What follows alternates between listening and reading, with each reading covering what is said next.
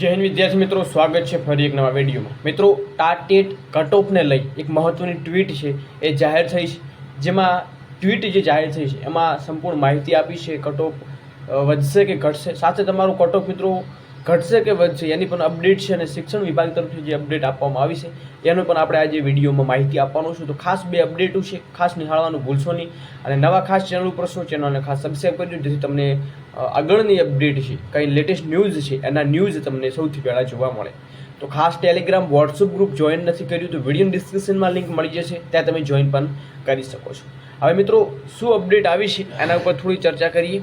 મિત્રો, અહીંયા તમને જોઈ રહ્યું છે બે અપડેટ ટ્વીટની પહેલાં આપણે પાછળથી તમને અપડેટ આપીએ તો ગુજરાતની 2462 શાળાઓમાં માત્ર એક જ શિક્ષક અને 341 શાળાઓમાં એક જ ઓરડા છે, એ બધા ધોરણમાં। તો મિત્રો 10,000 ઓરડા તો પડું હાલતમાં જોવા મળી રહ્યું છે, તો વિદ્યાર્થીઓ વૃક્ષ નીચે બેસવા મજબૂર છે એ તમને જોવા મળી રહ્યા છે।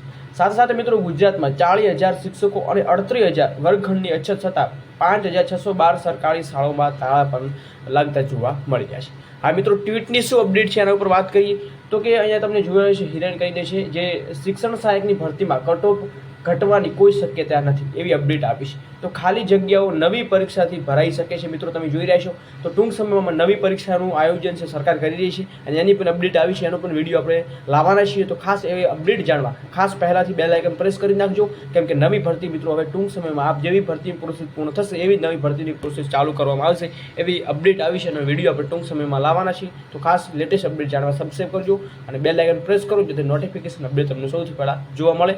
જય હિન્દ, જય ભારત।